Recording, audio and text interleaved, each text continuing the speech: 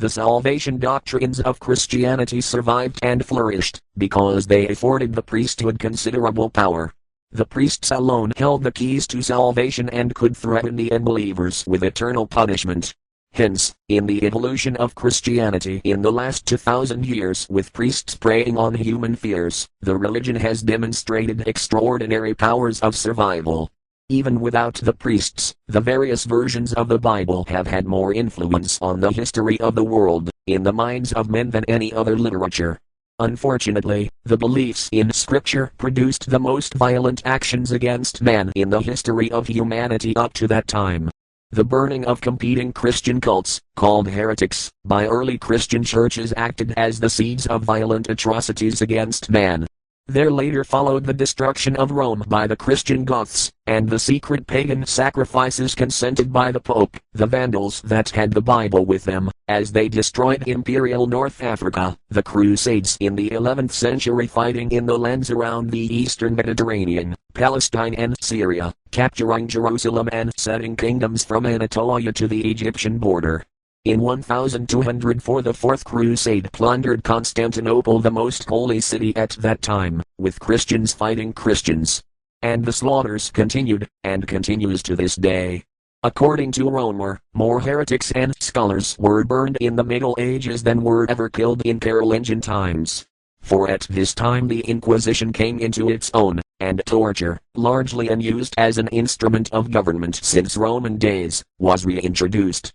In the 1380s, John Wycliffe translated the first English Bible, which inspired an English religious revolution which caused persecutions against him by the Catholic Church.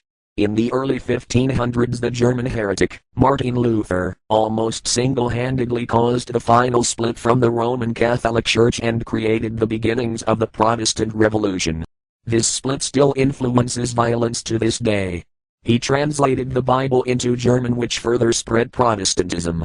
Luther also helped spread anti-Semitism with his preaching and books such as his The Jews and Their Lies, all supported through his interpretation of the Bible.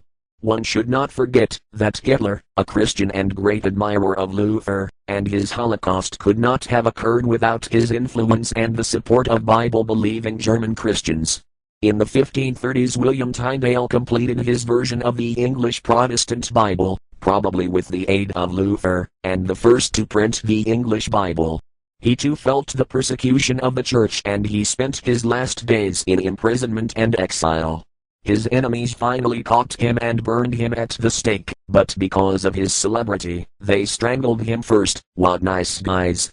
After Luther's German Bible, others followed suit by translating the Bible into their native languages including Dutch and French. Not until 1611 CE did a committee of translators and interpreters complete the most popular Bible of all time, the King James Version. Today we still have dozens of Bible translation versions, with Bible scholars still arguing over the meaning and proper translations of words and phrases. The following shows just a few of the most popular versions. King James Version KJV, the New King James Version in KJV, Modern King James Version left square bracket Green's translation right square bracket MKJV, Literal Translation Version left square bracket Green right square bracket Lib, International Standard Version ISV, the New International Version NIV, English Standard Version ESV, New English Bible NEB, American Standard Version ASV, New American Standard Bible NASB, Revised Standard Version RSV, New Revised Standard Version NRSV, Contemporary English Version SEV, Today's English Version TEV, The Living Bible Pound, New Century Version NC, New Life Version NLV, New Living Translation NLT, Young's Literal Translation YLT, Revised Young's Literal Translation RYLT, John Darby's New Translation Weymouth New Testament Translation Reforms. One might wonder what will happen to the new revisions a few hundred years from now. Nevertheless, the King James Version still remains the most used Bible in the world today, and it will probably continue its popularity long into the future. No doubt that future versions of Bibles will surface in the future, revisions of previously revised Bibles and newer revisions of new versions. The history of the many versions of the Bible stories, from the ancient Mesopotamian myths to the varied interpretations, interpolations, and versions of the Bible, speaks volumes about the reliability of their interpretations and the alleged truth they claim the Bible holds, because it shows that the Bible comes not from supernatural agents but rather from human imagination. We have not one shred of evidence for the supernatural influence on human written works, and mostly from unknown authors, but we do have an abundance of evidence for human recorded beliefs and myths.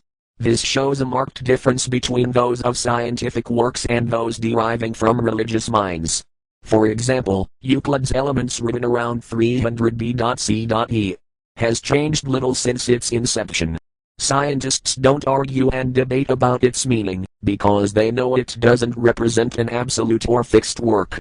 It only provides a step in the understanding of geometry. Most Christian apologists, on the other hand, view the Bible as fixed and absolute, if only they could only just get the interpretation correct.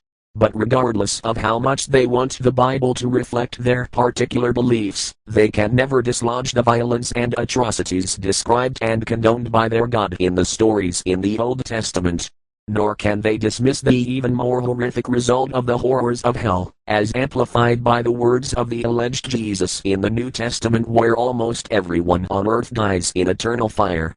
In short, Bible belief influences horror, not by the majority but by the few that actually believe in its macabre prophecy and have the power to force their beliefs onto the majority. We have little reason to think that violence inspired by Bibles and other religious texts will ever cease. One only has to look at the religious wars around the world to see belief's everlasting destructive potential. One only has to look at the Protestant Catholic uprising in Ireland, the conflicts in the Middle East with Jews fighting Muslims and Christians, the Gulf War, Sudan's civil war between Christians and Islamics, the Bosnia conflicts, and the war in Iraq. The desperate acts of fanatical individuals who have killed for their beliefs of Jesus, Muhammad, God or Satan would create a death list unmatched by any other method in history. The Holy Bible supports the notion of war and destruction, not only as a prophecy but as a moral necessity. If we wish to become a peaceful species, it may well serve us to understand the forces of belief that keep us in continual conflict, and why the Bible has